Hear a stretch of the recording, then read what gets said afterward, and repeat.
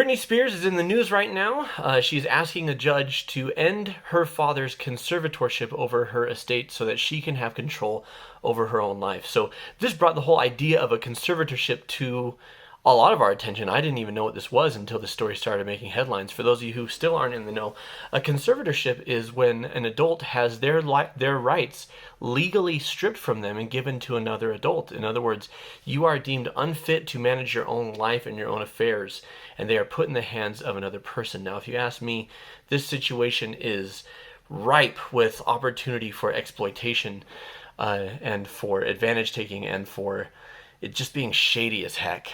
So let's talk about the history of Britney, but then we'll talk about how this applies to us, whether we have conservatorships in our lives or not. At what age do we as parents step back and let our children make mistakes?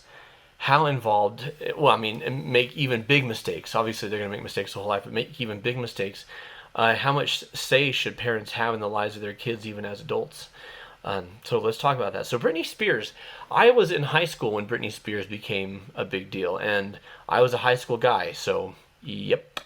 Britney Spears' whole image was very sexualized and sensualized, and this was done deliberately to sell records, or albums, right? Not records, sell albums. I'm dating myself, but they weren't even called records when I was a teenager, right? To sell albums, to sell CDs. To get and music videos and fame and tours and money, and her dad was completely on board with this. I know I'm a bit more old-fashioned, where I would be saying to my teenage daughter, "You're going out dressed how?" Right? Much less in front of the entire world, much less willingly having her objectified. Now she's an adult and she chooses to put herself out there like that, and that's how she wants to pursue her career, and that's how she wants to present herself. That's her right. But the fact is, her dad was he was neck deep in managing her life. And I don't believe, personally, that at the age she was at, in fact, Christina Aguilera has talked about this recently, that both she and Britney Spears and Jessica Simpson were managed to be hypersexualized, hyper-eroticized, in order to sell, and that they were pit against each other by their producers, by the media, to have it be a competition, to have it be who's on top, who's the queen, to fight each other, to criticize each other, to have their fans go against each other. It's all drama, and drama is good for business, and it's immoral. So to have someone who's barely out of her teens touring around the world, needing to stay in, we all saw the shape Britney was in early 2000s. She's in impressive shape now, but to stay in that type of shape, that's so intense. And was that really her choice? Maybe, but I don't think it was. Not entirely her choice, especially because we see in the mid-2000s that Britney starts to melt down from the pressure of it all. From the pressure of the gossip and not having privacy, to getting married twice in 1 year. There's drugs, there's partying, she gets pregnant, she has kids, she goes into rehab, she shaves her head. People are saying, Britney's losing it. And now it's more grist for the tabloid fodder, the tabloids. In some way, we as a society had a hand in creating that. And then instead of owning that, we just pointed fingers of scorn and derision at her. Not you per se, dear viewer, just as a whole, people. So she loses the rights to her kids, right? They're given to her ex-husband, Kevin Federline, or whatever, K-Fed. And then her father is put in charge of her estate. The same man who's like, yeah, slave for you. Good choice, honey. Daddy supports you. Daddy supports you.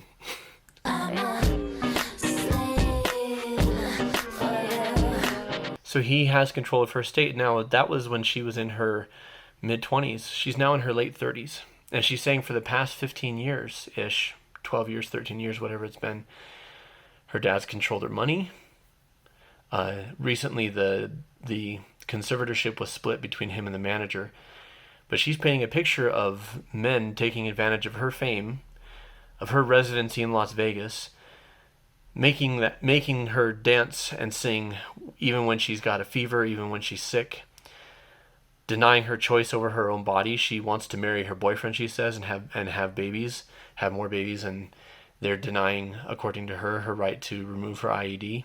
Now, there's two sides to every story. Maybe her dad and her manager are great people. Maybe they've got her best interests at heart. Maybe behind the scenes, she's unhinged and unable to take care of things herself. But it does raise the question. My mom used to say, once you're 18, or once you've left the house, I did the best I could. She wasn't saying I'm abandoning you. My mom was always there for me till the day she died. But what she was saying is, you now have ownership over your own choices. You now have the means and the ability to make choices, to make mistakes, to learn from them, to grow from them.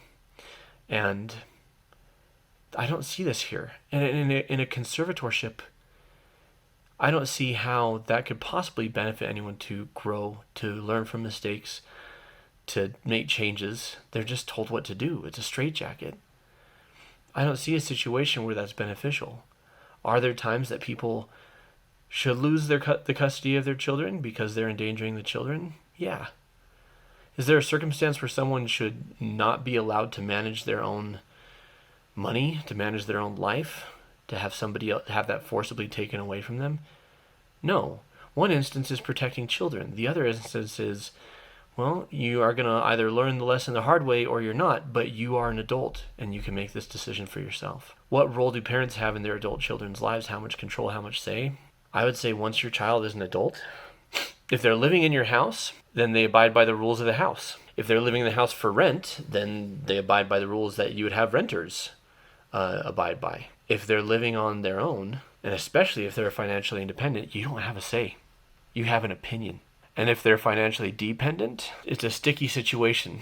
Do you help them and support them conditional on them living the way you want them to? That's not good for you and it's not good for them. There's no growth there. There's just control. You may want what's best for your children, but what's best isn't that they don't have the ability to grow and make decisions. What's best isn't that you straitjacket them into doing things your way. My wife likes this movie, Remember the Titans, so do I. And a line from that movie, from one coach to another. You ain't doing these kids a favor by patronizing them. You're crippling them. You're crippling them for life. If your kids are adults, by all means, support, give counsel, give guidance, be a presence. But respect, even if you don't respect the actual choices, respect the right to make them. So, this is Therapist Reacts to Britney Spears' conservatorship situation. What do you think about this whole situation? Let me know in the comments below. What role do you think parents should have in their adult children's lives? If you have questions on this subject or something related, let us know in the comments below. If you enjoy what we're doing with Mended Light, like, subscribe, click the bell so you get notifications for all of our videos. Share this around. And I'd like to invite you to check out this other video, which is responding to NBA star cheats on his wife and then apologizes. How good was that apology? I'll let you know, and I'll let you know what needs to happen for a couple to bounce back from an affair. But that's all below. Thank you for joining me. I'm Jonathan Decker with Mended Light, signing off.